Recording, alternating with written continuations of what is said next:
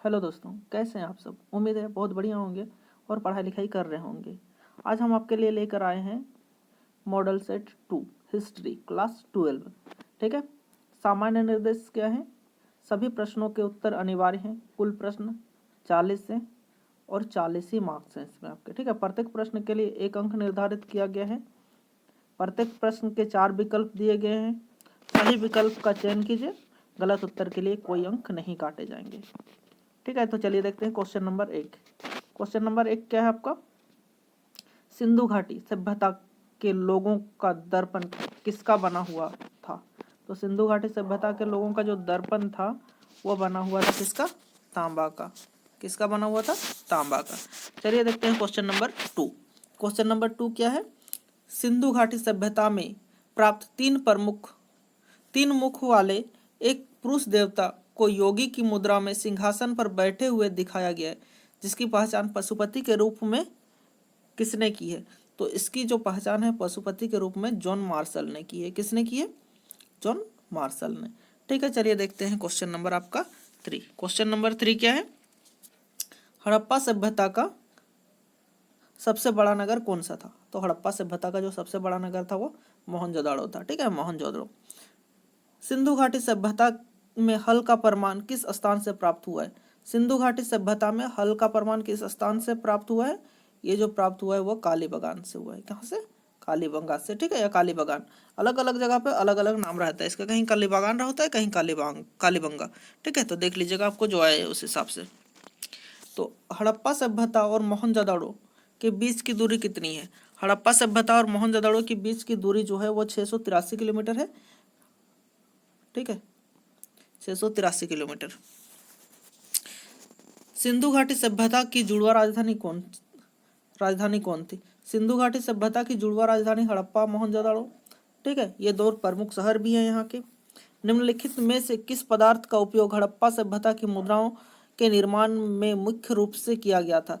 तो यहाँ के जो मुख्य रूप से जो किया गया था आपका सिक्का निर्माण में या मुद्रा निर्माण में वो था सेल खड़ी। क्या था? सेल खड़ी। ठीक है, चलिए देखते हैं क्वेश्चन नंबर 8। क्वेश्चन नंबर 8 क्या है आपका? हड़प्पा सभ्यता का प्रशासन किस प्रकार का था? तो हड़प्पा सभ्यता का जो प्रशासन था बुक में वो स्पेशल डिफाइंड नहीं है किस प्रकार का था, तो हम इसमें से ऐसे बोल सकते हैं इनमें से कोई नहीं। ठीक है, इसमें हम इनमें से कोई नहीं कहा जा सकता। Question number 9। हड़प्पा सभ्यता के संपूर्ण क्षेत्र का आकार किस प्रकार का था? तो हड़प्पा सभ्यता का जो संपूर्ण क्षेत्र का आकार था वो त्रिभुजाकार था। ठीक है, क्वेश्चन नंबर आपका 10। हड़प्पा सभ्यता, ठीक, हड़प्पाकालीन स्थलों में हड़प्पाकालीन स्थलों में अभी तक किस धातु की प्राप्ति नहीं हुई है? तो वो है आपका लोहा। लोहे की प्राप्ति नहीं हुई है। मौर्य साम्राज्य की स्थापना किसने की थी? चलिए बताते हैं। मौर्य साम्राज्य की स्थापना की थी आपके चंद्रगुप्त मौर्य ने। इसके बेटे होते हैं बिंदुसार और, ठीक है, बिंदुसार के बेटे कौन हुए? सम्राट अशोक। ठीक है, चलिए समझ में आ गया है। मेघदूतम, ठीक है, मेघदूतम के लेखक निम्न में से कौन है? तो मेघदूतम के लेखक है कालिदास जी। कौन है? कालिदास जी। ठीक है, चलिए। मौर्य काल में गुप्तचरों को क्या कहा जाता था? मौर्य काल में गुप्तचरों को कहा जाता था गूढ़ पुरुष, जो बातों को छुपा कर रखते थे। ठीक है, गूढ़ पुरुष। मौर्य वंश की स्थापना कब हुई थी? तो मौर्य वंश की स्थापना जो हुई थी वो थी आपकी 322 यानी 322 ईस्वी पूर्व। Question number 15। क्वेश्चन नंबर 15 क्या है? मेगास्थनीज पुस्तक को किस नाम से जाना जाता है? मेगास्थनीज का जो बुक है उसको इंडिका के नाम से जाना जाता है। ठीक है। कौशल की राजधानी कहाँ थी? कौशल की राजधानी थी आपका श्रीवस्ती। ठीक है, श्रावस्ती। ठीक है, चलिए देखते हैं। कलिंग का युद्ध कब हुआ था? कलिंग का युद्ध जो हुआ था जिसमें किसका हृदय परिवर्तन हुआ था? राजा अशोक का। यह युद्ध हुआ था आपका 261 ईस्वी पूर्व, जिसमें लाखों लोग मारे गए थे तथा 1.5 लाख से ज्यादा लोग घायल हुए थे, जिसके कारण राजा अशोक का हृदय परिवर्तित हुआ और उसने क्या किया? धर्म प्रचार में अपनी जिंदगी बिता दिया। ठीक है, देखते हैं क्वेश्चन नंबर 18। क्वेश्चन नंबर 18 क्या है? भारत में सर्वप्रथम सोने के सिक्का जारी करने वाला शासक कौन था? तो भारत में सर्वप्रथम जो सोने की सिक्का जारी करने वाले शासक कौन थे? तो भारत में सबसे पहले जो सोने की सिक्का जारी करने वाले शासक थे वो गुप्त वंश के शासक थे। ठीक है, गुप्त वंश के ये शासक थे। मथुरा किसकी राजधानी थी? सुरसेन, मगध, कंबोज, मल्ल। तो ये सुरसेन की राजधानी थी। ठीक है, विमान मंदिर के किस भाग को कहा जाता है? देखो, तो विमान मंदिर जो होता है वो मंदिर के गर्भगृह को कहा जाता है, जो मंदिर का सबसे प्रमुख हिस्सा होता है। बौद्ध दर्शन किसमें संकलित था? तो बौद्ध दर्शन जो था वो किसमें संकलित था, आपको बताता हूं मैं। ठीक है, सुप्त, ठीक है, सुत पिटक, विनय पिटक, ठीक है, अभिधम पिटक, ये तीनों ही सही है। ठीक है, ये तीनों ही सही है। अगला क्वेश्चन क्या है? भगवान बुद्ध का जन्म किस देश में हुआ था? ठीक है, भगवान बुद्ध का जन्म हुआ था नेपाल में। ठीक है, महावीर की मृत्यु कहाँ हुई थी? ठीक है, महावीर की मृत्यु जो हुई थी पावापुरी में। क्वेश्चन नंबर 24 क्या है? त्रिरत्न सिद्धांत, साम्यक ज्ञान, साम्यक दर्शन, साम्यक आचरण किस धर्म की महिमा है? तो ये है आपका जो है जैन धर्म की महिमा है। जैन धर्म की महिमा है ये। ठीक है, ये है जैन धर्म की महिमा। महावीर स्वामी का जन्म कब हुआ था? तो महावीर स्वामी का जो जन्म हुआ था वो था 540 ईस्वी पूर्व, 540 ईसा पूर्व। ठीक है, अगला क्वेश्चन है, महात्मा बुद्ध के प्रिय शिष्य का क्या नाम था? महावीर स्वामी के जो प्रिय शिष्य थे उसका नाम था आनंद। क्वेश्चन नंबर नेक्स्ट 27, जैन परंपरा के अनुसार प्रथम तीर्थकर कौन थे?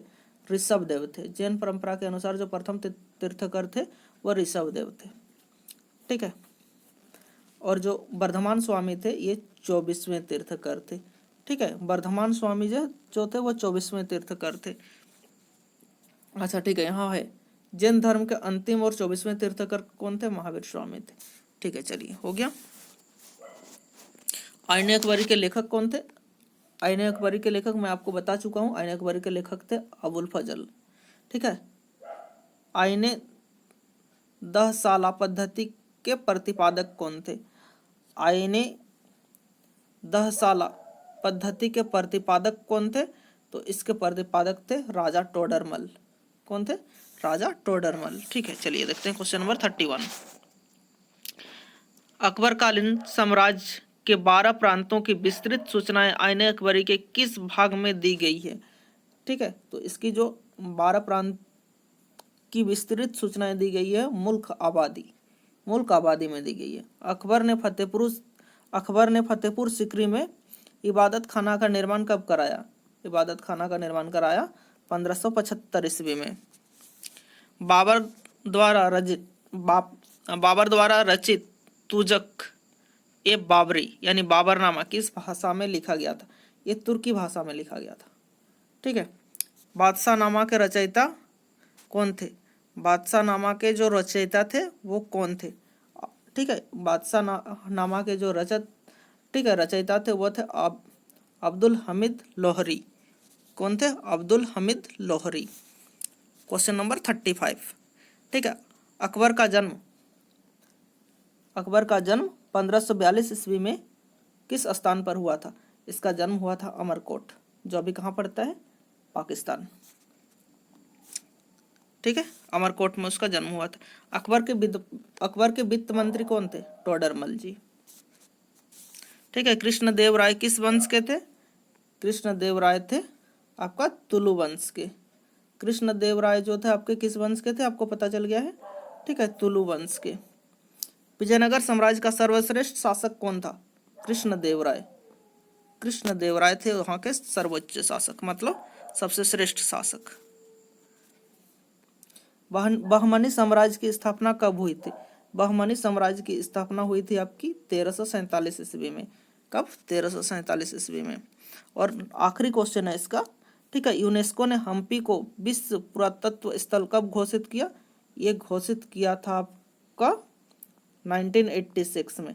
चलिए आज के सारे क्वेश्चन कर दिया मैंने, ठीक है। अगर फिर भी कोई क्वेश्चन में आपको डाउट है, नहीं समझ में आया है, तो आप उसको फिर से पूछ सकते हैं, ठीक है। पूरा वीडियो देखने के लिए धन्यवाद आपका। और अगर चैनल में पहली बार आए हैं तो चैनल को सब्सक्राइब करें, वीडियो को लाइक करें और